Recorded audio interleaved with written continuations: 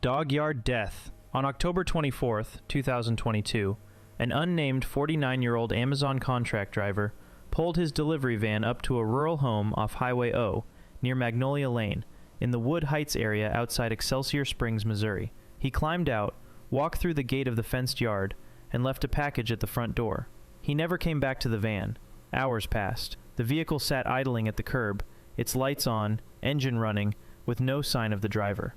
Neighbors noticed the van had not moved for what they described as a couple of hours and called the Ray County Sheriff's Office to request a welfare check. Deputies arrived around 7:30 in the evening, spotted the running van, and shone their flashlights over the fence. There, inside the yard, they found the driver's body on the ground. Two large dogs, an English Mastiff and a German Shepherd, were also in the yard, and both immediately turned aggressive toward the officers. As deputies pushed through the gate to reach the man, the dogs charged at them, baring their teeth. One officer shot and wounded the Mastiff before both animals retreated through a bloody dog door into the house. Sheriff Scott Childers arrived, assessed the scene, and determined the dogs remained a threat to responders. He entered the home and fatally shot both animals. Medics then secured the yard and confirmed the driver was dead. Investigators documented what the sheriff described as tremendous trauma and wounds consistent with canine attack across the victim's body. The medical examiner scheduled an autopsy. The homeowners had been out of town, leaving the dogs unattended. Amazon released a brief statement describing the man as a member of their Amazon family and calling the incident a tragic event. His name was never publicly released by major outlets. Forklift crush death. On September 24, 2017, 59-year-old Philip Lee Terry arrived for his Sunday shift as a maintenance worker at Amazon's fulfillment center at 800 Perry Road in Plainfield, Indiana. Terry, a grandfather from Indianapolis, had worked in industrial settings for years and was assigned to perform routine service on a powered industrial truck in the maintenance bay. The job required him to crawl underneath the machine while its heavy forks and lifting assembly, weighing over 1,000 pounds, were elevated above him. The proper procedure called for a metal tilt cylinder lock pin to be engaged to hold the assembly in place. That pin, sitting just a few feet away, was not used. The heavy forks and platform dropped suddenly, crushing Terry beneath them. The maintenance bay remained undisturbed for nearly 2 hours before a coworker found his body and called for help. Plainfield police and fire crews responded around 2:45 in the afternoon, but paramedics could only confirm that Terry had already died. The coroner documented multiple skull fractures and traumatic brain injuries. Indiana OSHA Inspector John Stallone investigated, found missing lockout devices and inadequate training records, and issued 4 serious safety citations with a proposed $28,000 fine against Amazon. Then, Indiana pivoted into a full campaign to attract Amazon's second headquarters. Senior state officials privately coached Amazon on how to frame the incident as Terry's own misconduct. After Stallone secretly recorded a call in which his supervisor appeared to help Amazon undermine the case, federal OSHA reviewed Indiana's handling and concluded the state should never have cleared the company. Terry's death became a national symbol of regulatory capture. Conveyor pole death. On December 4, 2013, 57-year-old Ronald Smith reported for his sorting shift at an Amazon facility in Avenel, Woodbridge Township, New Jersey, operated under contract by third-party logistics firm Genco. Smith, a father of 4 and grandfather of 7 from Irvington, had been hired through a staffing agency called Abacus, one of several temp firms supplying labor to the site during Amazon's peak holiday rush. He was assigned to monitor a tall, industrial conveyor and sortation system that kept packages moving through the building at high speed. At some point during his shift, a jam developed in the machinery. Smith leaned in or climbed up to clear it, reaching into a narrow section beneath the moving components. His arm was caught and pulled into the mechanism. The machine dragged his entire body through a gap reported to be less than 6 inches wide and flung him 15 to 18 feet down onto the concrete floor below. Coworkers called 911 immediately. Paramedics rushed Smith to Robert Wood Johnson University Hospital in nearby Rahway. Despite emergency treatment, he was pronounced dead at the hospital.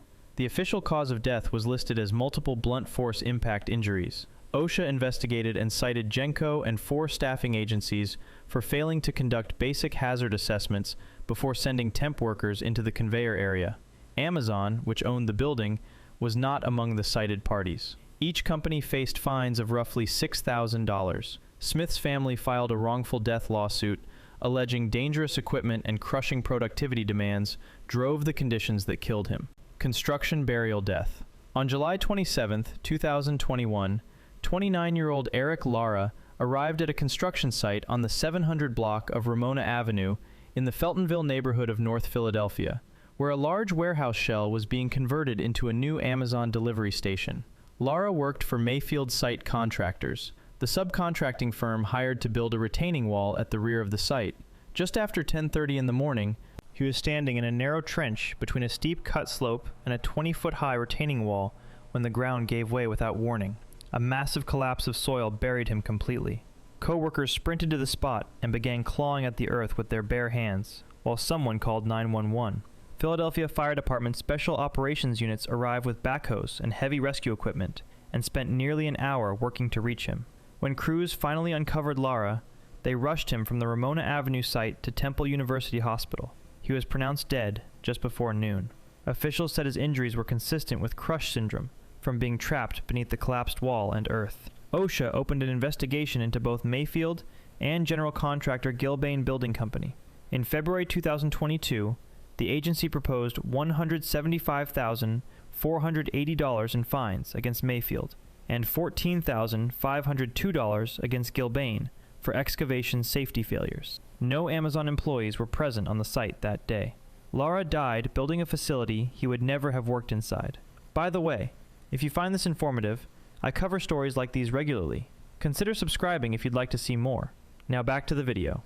CFO bike death. On September 18, 2013, 50-year-old Joy Covey set out on her bicycle along Skyline Boulevard, a 2-lane scenic road winding through the hills above Silicon Valley in San Mateo County, California.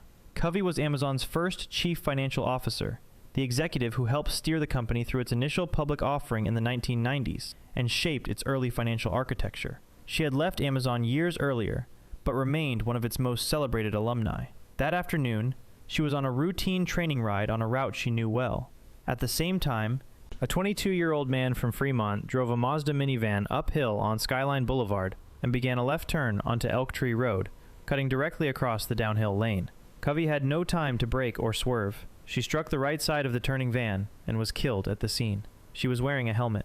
The California Highway Patrol noted the driver cooperated fully with investigators, and no criminal charges followed.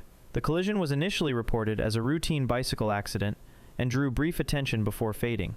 Years later, a joint investigation by BuzzFeed News and ProPublica revealed that the van had been carrying Amazon packages as part of the company's growing contractor delivery network, operated under subcontractor On Track. Insiders told reporters some logistics managers viewed the death as just another traffic accident. Jeff Bezos was seen choking up at her memorial. Covey had helped build the very system whose contractor killed her, and her death became one of the earliest known fatalities in Amazon's outsourced delivery network. Dock truck death. Late on the evening of April 9, 2025, 34-year-old Leonie Salcedo Chevalier was working a night shift on the loading dock at Amazon's JFK 8 Fulfillment Center on Gulf Avenue in Bloomfield, Staten Island. JFK 8 had become famous in 2022 as the first Amazon warehouse in the United States to successfully unionize, and its docks handled a relentless flow of trucks around the clock. Salcedo Chevalier, a father of 2 daughters, was employed by a third-party vendor contracted to work the facility. Around 11 in the evening, a 40-year-old box truck driver employed by another contractor began reversing his vehicle toward a dock slot. Salcedo Chevalier was in the path of the reversing truck, in or near the driver's blind spot. The truck struck him on the concrete loading bay. Nearby workers called for help immediately. NYPD and EMS responded, and Salcedo Chevalier was transported to Richmond University Medical Center, where he was pronounced dead.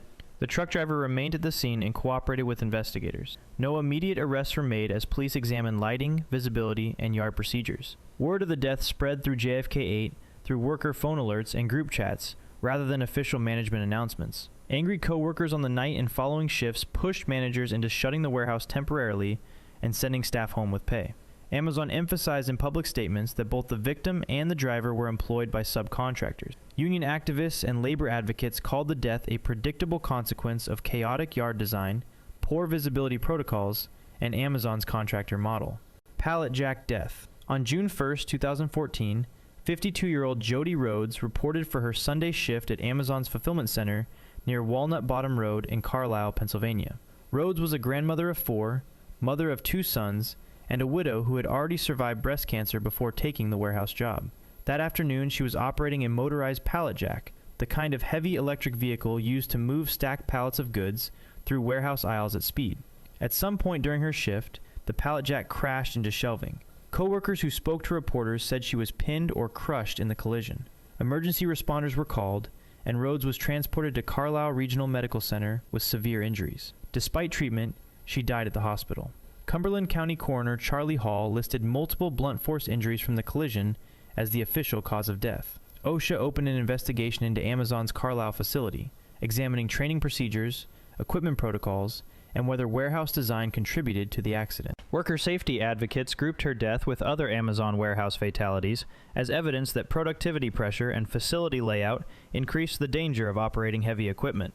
Rhodes had survived cancer and the loss of her husband, only to die in an accident that investigators and advocates described as preventable. Her obituaries noted that she left behind the 2 sons and 4 grandchildren, who had already watched her fight through the worst of her illness. Heat denial death. On June 2, 2023, 59-year-old Roger Kika arrived for his shift at Amazon's MDW2 cross-dock facility at 250 Emerald Drive in Joliet, Illinois.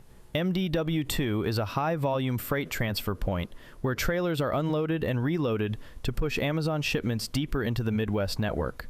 That afternoon, outdoor temperatures in Joliet hovered around 90 degrees. At some point during his shift, Kika suffered a sudden medical emergency on the warehouse floor. Coworkers called 911, and a caller on the recording described a worker down and raised dehydration as a possible cause. EMS transported Kika from the facility, and he was pronounced dead later that day.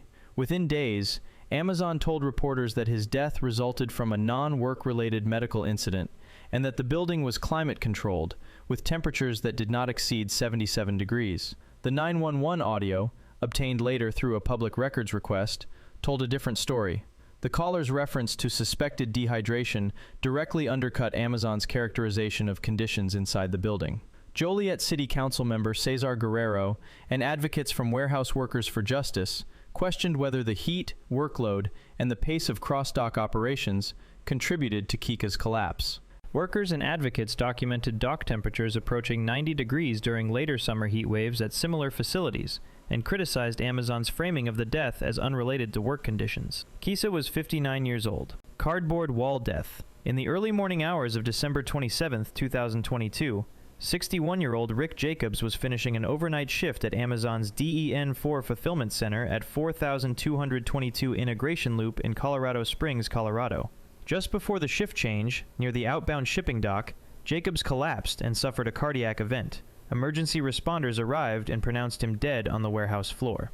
The coroner ruled his cause of death as cardiac arrest, with no external trauma involved. What happened next became the focus of widespread outrage. According to multiple workers who came forward anonymously, Amazon managers responded to Jacobs' death by arranging tall cardboard bins or corrugated containers around his body, creating a makeshift barrier while much of the facility continued to operate around him.